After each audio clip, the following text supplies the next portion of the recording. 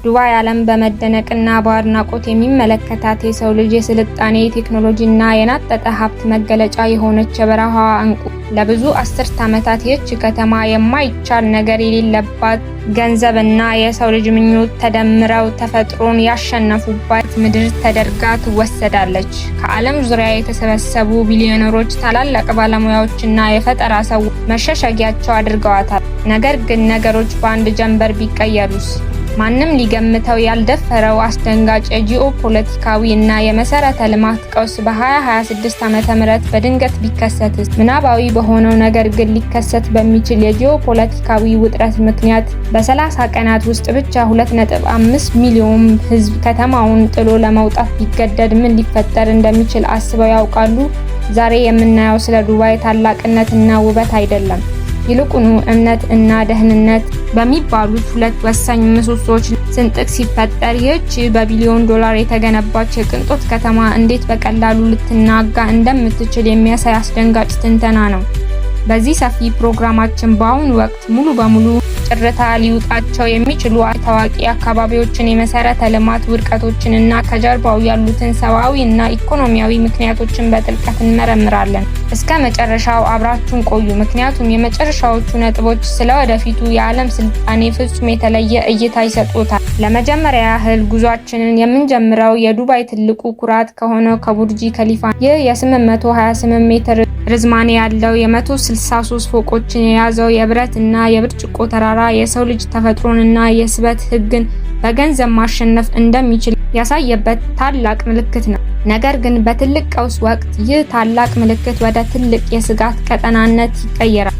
በትንበያው መሰረት በፌብሩዋሪ 2026 በደረሰ ድንገተኛ የደህንነት ስጋትና በሩቅ በታዩ የጭስ ምልክቶች ምክንያት የህንፃው መመልከቻ ፎቆች ለደህንነት ሲባል በአስቸኳይ ተዘግተዋል። ይህ በሆነ በጥቂት ሰዓታት ውስጥ በየ30 ደቂቃው በሺዎች የሚቆጠሩ ሰዎችን ያዝናና የነበረው የዱባይ ሞል የውሃ ፏፏቴ ትዕይንት ሙሉ በሙሉ ጸጥ እንዲል ተደረገ። እዚህ ላይ ነው እውነታው የሚጀምረው። ለአንድ ጉብኝት እስከ $175 የሚከፍሉ ቱሪስቶች ይህንን ሰማይ ጠቀስ ህንፃ ለመውጣት ረጅም ሰዓታት ይሰለፋሉ። ነገር ግን ቀውሱ ሲፈጠር ነው ሰዎች አንድን ነገር ማስተዋል የሚጀምሩት። ይህን ያህል ግዙፍ ህንፃ የሚያገለግሉት የህዝብ ሊፍቶች በጣም የተወሰኑ በመሆናቸው በድንገተኛ አደጋ ጊዜ ሊፈጠር የሚችለው መፈናፈኛ ማጣት ሲረዱ የሰዎች ፍርሃት ይበረታል። በአንድ ሳምንት ውስጥ ብቻ ከ80,000 በላይ የሆቴልና የጉብኝት ምዝገባዎች ተሰርዘዋል። ይህም የሚያሳየው የቅንጦት ህይወት ትርጉም የሚኖረው ፍጹም ሰላምና መረጋጋት ሲኖር ብቻ መሆኑን ነው። ከከተማው መሃል ወጣ ብለን ወደ ዱባይ ዓለም አቀፍ አየር ማረፊያ በተለይም ወደ ታዋቂው ተርሚናል 3 ስንሄድ የፍርሃቱን እውነተኛ ገጽታ እንመለከታለን። ይህ ተርሚናል የምስራቅና የምዕራብ የንግድና የጉዞ መስመሮችን የሚያገናኝ የዓለም ትልቁ የበረራ መገናኛና የኤምሬትስ አየር መንገድ ዋነኛ ኩራት ነው። ነገር ግን በቀውሱ ወቅት ይህ ሰፊ መሰረተ ልማት ወደ ትልቅ የጭንቅንቅ ማነቆነት ይቀየራል። በ2026 መጀመሪያ ላይ በተከሰተ የሳይበርና የቴክኖሎጂ መስተጓጎል ምክንያት በአንድ ቀን ውስጥ ብቻ ከ3000 በላይ በረራዎች ተሰርዘዋል። በዓለም አቀፍ የበረራ መቆጣጠሪያ ራዳሮች ላይ የዱባይ ሰማይ ባዶ ሆኖ ታይቷል። ትላንት የሀብት የኢንቨስትመንት እና የልዩ ክብር መገለጫ የነበረው ጎልደን ቪዛ ዛሬ ከተማዋን ጥሎ መውጫ ትኬት መግዣ ተራ መታወቂያ ብቻ ሆኗል። ሰዎች ከተማዋን ለቀው ወደ ለንደን፣ ኒውዮርክ ወይም ሲንጋፖር ለመብረር ከመደበኛው ዋጋ እስከ 5 እጥፍ ለመክፈል ተገደዋል። በአየር ማረፊያው የመኪና ማቆሚያዎች ላይ ቁልፋቸው እንደተሰካ በበረሃው አሸዋና አቧራ የተሸፈኑ የቢሊዮን ብር ውድ መኪናዎች ተጥለው መታየት ጀምረዋል። ባለቤቶቻቸው መኪናቸውን ሳይሆን ሕይወታቸውን እና ሰላማቸውን ለማዳን ሲሉ ንብረታቸውን ጥለው መብረራቸውን ይህ ትዕይንት በግልጽ ያሳያል። አሁን ደግሞ ወደ የዱባይ የሀብት መገለጫ ወደ ሆነው ፓልም ጁሜይራ እንሂድ። የሰው ልጅ 8ኛው ድንቅ ስራ ተብሎ የሚታወቀውና ከውሃ ሳይቀር በግልጽ የሚታየው ይህ ሰው ሰራሽ ደሴት የናጠጡ ባለሀብቶችና የዓለም ታዋቂ ሰዎች መኖሪያ ነው። ነገር ግን ተፈጥሮን አስገድዶ በባህር ላይ የተገነባ መዋቅር ሁልጊዜም ትልቅ ዋጋ ያስከፍላል። ይህንን ግዙፍ ደሴትና በልዩ ልዩ የተገነቡትን ቪላዎች በባህር መሃል ጤናማ አድርጎ ለመቆየት አስገራሚ የሆነ የኤሌክትሪክ ኃይልና ንጹህ ውሃ ፍጆታ ያስፈልጋል። የማይነገረው እውነታ ግን ይህ ነው። በቀውሱ ምክንያት በመሰረተ ልማት ላይ መስተጓጎል ሲፈጠርና የውሃ ማጣሪያ ጣቢያዎች ስራ ሲያቆሙ ወይም ሲዘገዩ በደሴቲቱ ላይ የውሃ እጥረት ተከሰተ። ሰዎች በሚሊዮን የሚቆጠሩ ዶላሮችን የከፈሉበት የባህር እይታ ድንገት ንጹህ የመጠጥ ውሃ ከመፈለግ አኳያ ዋጋ ቢስ ሆነ። ባለ 20 ሚሊዮን ዶላር ቪላዎች በ30% እና 40% ቅናሽ መሸጥ ቢጀምሩም ገዢ ማግኘት አልተቻለም።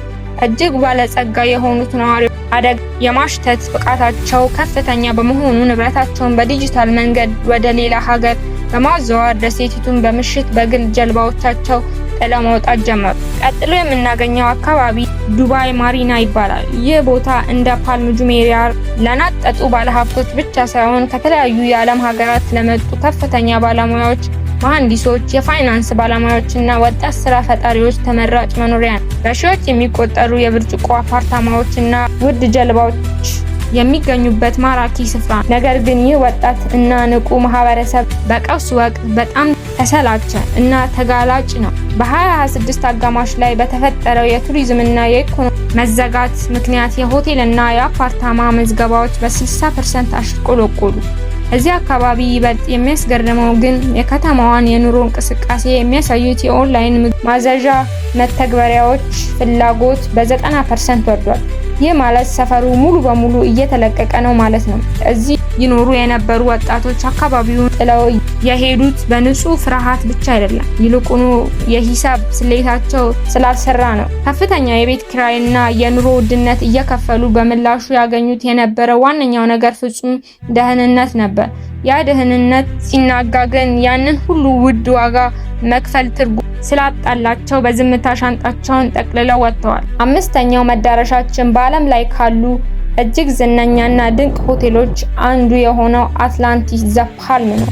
ይህ ሆቴል በራሱ አንድ ትልቅ ከተማ ነው። በውስጡ ባለ ግዙፍ የባህር ውስጥ የአሳ ማሳያ፣ በውሃ መናፈሻዎችና በታዋቂ ሚሽሊን ኮከብ ባለቤቶች በሚመሩ የቅንጦት ምግብ ቤቶች ይታወቃል። ነገር ግን በዓለም አቀፍ ቀውስ ወቅት ይህ ታላቅ የቅንጦት ማዕከል ወደ ሌላ መልክ ይቀየራል። ሆቴሉ ደንበኞችን ለመሳብ ሲል ከዚህ ቀደም ተሰምቶ የማይታወቅ የዋጋ ቅናሽ ቢያደርግም ሰፊዎቹ አዳራሾች ግን ባዶነታቸውን ቀጥለዋል። የትራንስፖርት እና የምግብ አቅርቦት መስመሮች በመቆጠራቸው ምክንያት ታዋቂዎቹ የምግብ ዝርዝሮች መሰረዝ ጀመሩ። አንድ ሰው ለአንድ ምሽት በሺዎች የሚቆጠሩ ዶላሮችን የሚከፍለው ለመዝናናት እና ለአእምሮ ሰላም ነው። ነገር ግን ነገ መብራት ይኖር ይሆን? ወደ ዋናው ምድር የሚያሻግረን ጀልባስ ይሰራል በሚል ስጋት ውስጥ የሚወድቅ ከሆነ የቅንጦት ህይወቱ ወደ አስጨናቂ እስር ቤትነት ይቀየራል። በአትላንቲስ ኮሪደሮች ላይ የሚሰማው ብቸኛው ድምጽ የባህር ሞገድ ድምጽ ብቻ ሆኗል።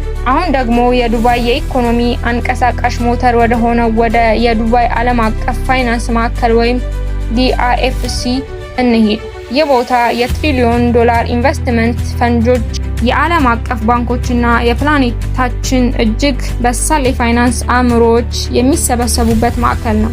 እዚህ አካባቢ የሚታየው ስደት ግን ከሌሎች ይለያል። እጅግ በጣም ጸጥተኛ ነው። እዚህ ማንም በሻንጣ ወይም በጩኸት አይሰደድም። ይልቁኑ ስደቱ የሚከናወነው በኮምፒውተር ክሊክ እና በሚስጥራዊ የባንክ ፈንድ ዝውውሮች ነው። ገንዘብ እንደምናውቀው በጣም ፈሪ ነው።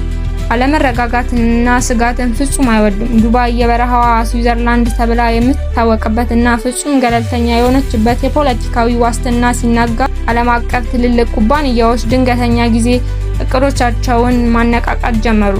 በጌት ቪሌጅ ያሉ ውድ የምሳ ሰዓት ምግብ ቤቶች ባዶ ቀሩ። ታላላቅ የቢሊዮን ዶላር ስምምነቶች ከዱባይ ወጥተው በለንደን ወይም በሲንጋፖር ዙም ስብሰባዎች መከናወን ጀምረዋል። የፋይናንስ ባለሙያዎች ሲወጡ ገንዘቡን ብቻ ሳይሆን ዕውቀቱንም ጭምር ይዘውት ይወጣሉ። ይህ የዱባይ 2026 ምናባዊ ሀሳብ ትንበያ የሚያስተምረን ትልቅ ታሪክ ቁም ነገር አለ። የአንድ ሀገር ወይም የከተማ ስልጣኔ የሚፈርሰው የገንዘብ እጥረት ሲኖር ብቻ አይደለም፣ ይልቁንስ በስርዓቱ ላይ ያለው እምነትና የደህንነት ስሜት ሲጠፋ ነው። በምቾትና በብልጭልጭ ህይወት ላይ ብቻ የተገነባ ማህበረሰብ መሰረቱ ሲናጋ ምን ያህል በቀላሉ ሊበተን እንደሚችል ይህ ትንተና ትልቅ ማሳያ ነው። እናንተስ ምን ታስባላችሁ? ዱባይ ከእንዲህ አይነት ከባድ ቀውስ በቀላሉ ማገገም ትችላለች ወይስ ይሄ የዘመናዊ ቅንጦት ከተሞች ደካማ ጎን ማሳያ ነው? ሀሳባችሁን ኮሜንት ላይ አስፍሩልኝ።